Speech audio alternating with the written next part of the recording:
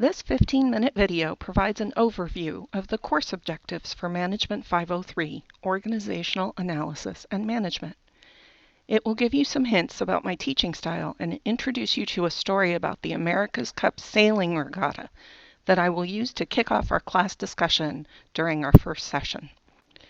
At the end of the video, I provide a few details about the required materials and information about how to contact me if you have questions before the first class. My name is Sandy Piderit, and I teach Management 503 at Santa Clara University.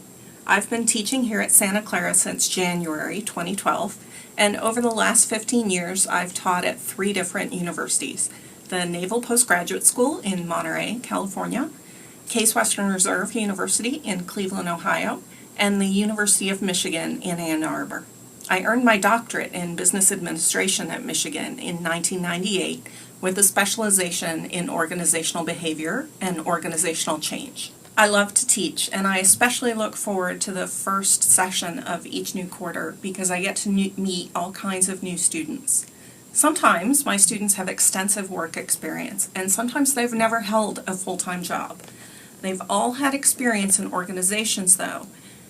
You've been in school, or perhaps you've been a member of a religious or a volunteer organization. I will draw out all of those different kinds of experiences. My goal is to invite you to tell stories in class about your best and worst experiences in organizations. One thing I often ask students during our first class session is, what kind of an organization do you want to join? Are you happy where you work now? What would make you happier in your organizational life? Another way to ask this question is, who wants to work in an organization that is merely average? Not me. I want to work at a great university. I want my daughter to attend great public schools and to volunteer in organizations that make significant contributions to my community. If you're like me and you don't want to work for a merely average organization, then you will find this course valuable because the primary objective of this course is to answer the question, how do organizations become great? When we have better answers to this question, how do organizations become great, we can begin to answer other questions that matter for our lives. Questions like, what role can you play in shaping your life in an organization, in your department, or in your team? How can you and your coworkers help to keep your organization great? To kick off our discussion in our first class session, I'm going to share some of my interest in an unusual kind of organization. In the summer of 2013, there was a world-class racing competition in San Francisco Bay.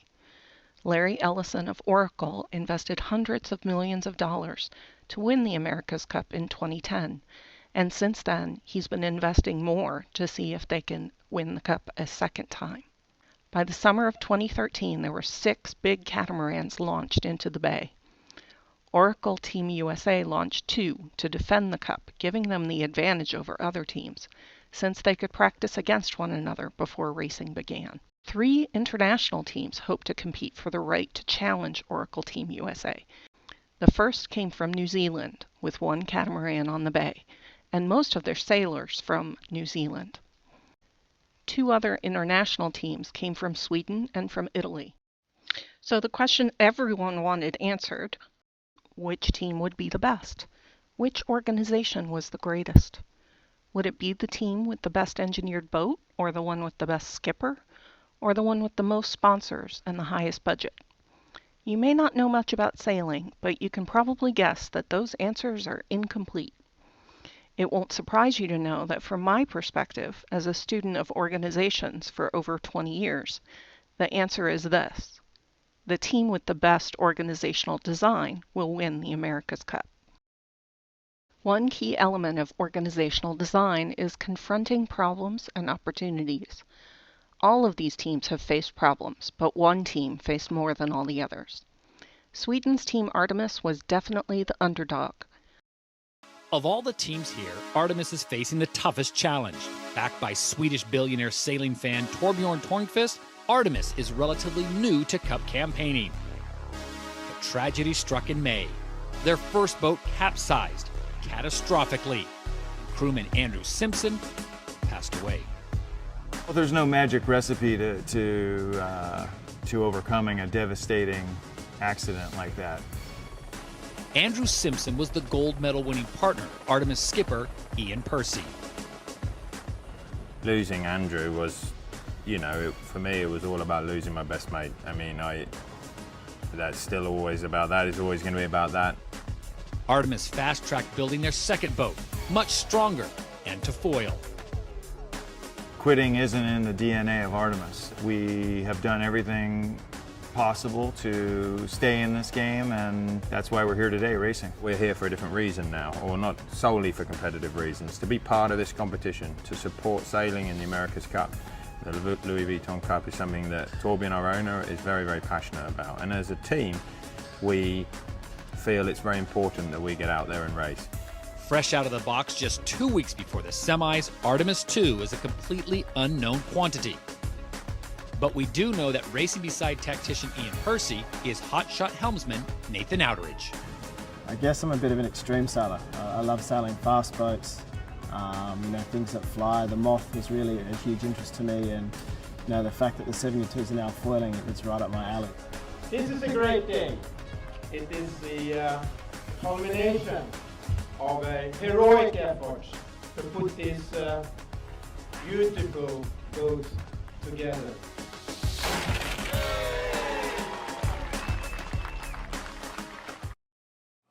Now that you've watched this video clip, I'd like to take a few minutes, and we'll do this in class too, to talk about how the team responded to the big accident. It seems clear from the clip that they redefined their goals in some way, but how was that? And now that the blue boat is in the water, what does success mean for Artemis at this point in time? Next, I want to watch some video from the end of their second race against the Italian team. A challenge that shows their dominance on the water as they go head-to-head with Artemis Racing. Semi-final race number 2 will go the way of the Italians as they bring it home at more than 20 knots, a dominating performance. They did not get the start they wanted to, but in the end it didn't matter. For the second day in a row, Luna Rossa Challenge is your winner.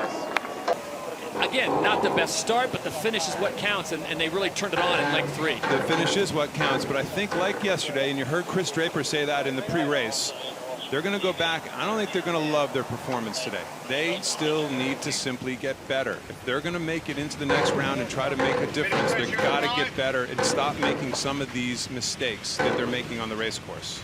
So yesterday, Artemis came in about 2 minutes in the rear of Luna Rossa, and it's going to be roughly the same, a little more today. Not the performance they were looking for, obviously looking for the win, but as we pointed out on numerous times, a lot of this is very new to the folks at Artemis Racing.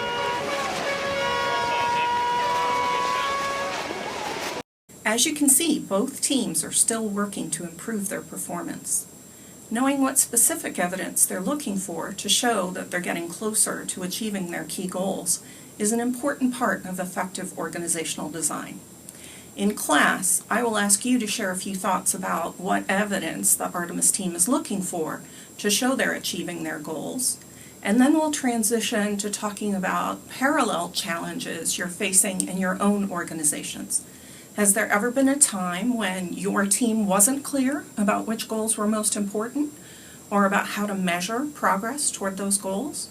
I want to hear those stories in class. Over the course of the quarter, we will consider other elements of effective organizational design. We'll practice analyzing an organization's structure, culture, and political dynamics, so we can assess whether they fit together well and are coordinated with the organization's strategy.